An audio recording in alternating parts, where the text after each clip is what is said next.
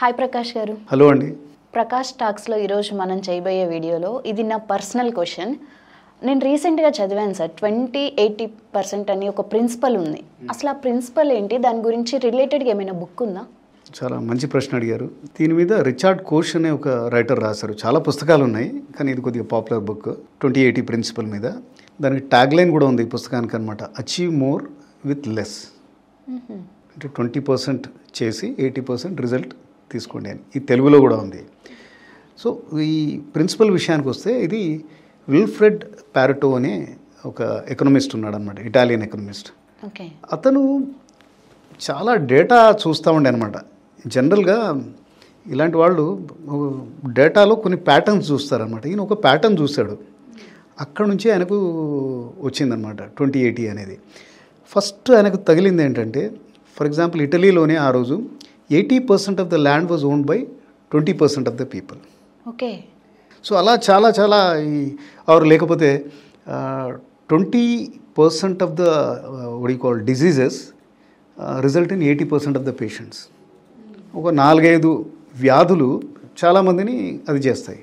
ఇప్పుడు అంతెందుకు ఇక్కడికే వద్దాం, ఏ ఆర్గనైజేషన్ అయినా కానీ 20% of the people produce 80% of the result. ఇప్పుడు ఫర్ ఎగ్జాంపుల్ మీ కంపెనీలో 20 మంది ఉన్నారనుకోండి, అందులో 4 చాలా కీ ఉంటారు, ఇంపార్టెంట్ ఉంటారు, వాళ్ళే మేజర్ స్ట్రాటజిక్ పని కానీ వేరేదంతా చేస్తూ ఉంటారు. మిగతా ఉన్న 16 పీపుల్ సపోర్టివ్ రోల్స్ చేస్తూ ఉంటారు అనమాట.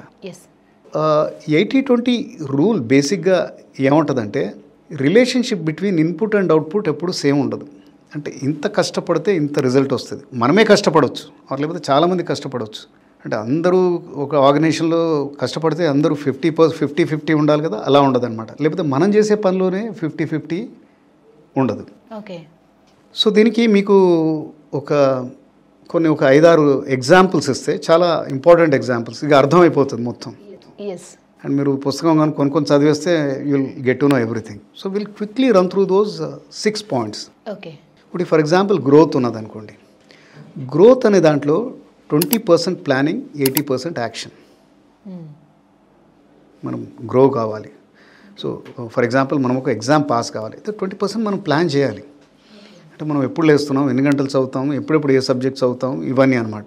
ప్లానింగ్ ఉండాలి, అది లేకపోతే కష్టం.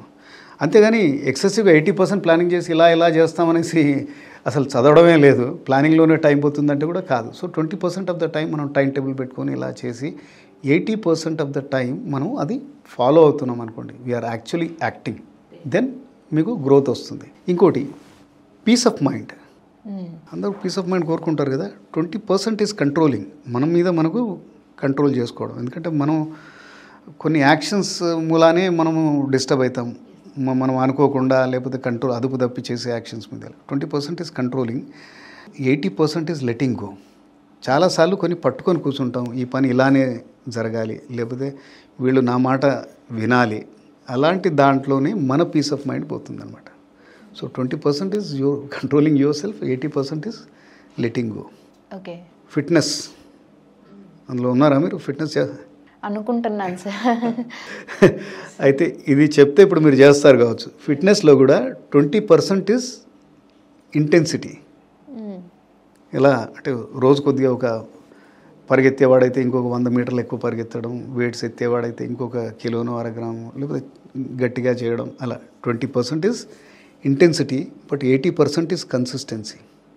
అంటే మనం రోజు చేస్తున్నామా లేదా, వారంలో 5 రోజులు చేస్తున్నామా లేదా అనేది ఇంపార్టెంట్. ఓకే. థాట్ రావడం వేరు. ఇప్పుడు ఎక్సర్సైజ్ చేయాలని అందరికీ కూడా ఉంటుంది. ముఖ్యంగా న్యూ ఇయర్ ఫస్ట్ డే నాడు డిసైడ్ అవుతారు, ఓకే ప్లానింగ్ చేస్తారేమో, 20% ప్లానింగ్లో వెళ్తుందేమో. కానీ కన్సిస్టెంట్గా 80% కన్సిస్టెన్సీ లేనిది అది ఉట్టిగానే ఆ ఒక్కరోజు వచ్చిన థాటే ఉంటుంది. న్యూ ఇయర్ రెజల్యూషన్ లాగే మిగిలిపోతుంది. Okay. Happiness is 20% achievement and 80% gratitude. Gratitude అంటే కృతజ్ఞత. మీరు అది ప్రాక్టీస్ చేసి చూడండి. చాలామంది వేరే వాళ్ళకి హెల్ప్ చేయలేకపోతారేమో, కానీ చేసిన వాళ్ళ పట్ల కూడా కృతజ్ఞత ఉండడం చాలా మంచిది. వాళ్ళకి హ్యాపీనెస్ ఇస్తుంది, మనకు కూడా హ్యాపీనెస్ ఇస్తుంది. సో ఇది మీ ప్రొఫెషన్లో చాలా important. Public speaking, your an anchor. So what is important? Me communication పర్ఫెక్ట్గా ఉండాలి, వే ఆఫ్ టాకింగ్ బాగుండాలి. సరే, సో ప్యారెట్స్ ప్రిన్సిపల్ పెడితే మనకు 20% కంటెంట్ గట్టిగా ఉండాలి. మనకు కంటెంట్ లేని మనం ఏం చెప్పలేం కదా.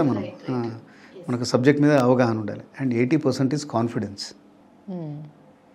చాలా బాగా అన్నీ తెలిసిన వాళ్ళు కూడా స్టేజ్ ఎక్కేసరికి ఫియర్ వచ్చేస్తుంది.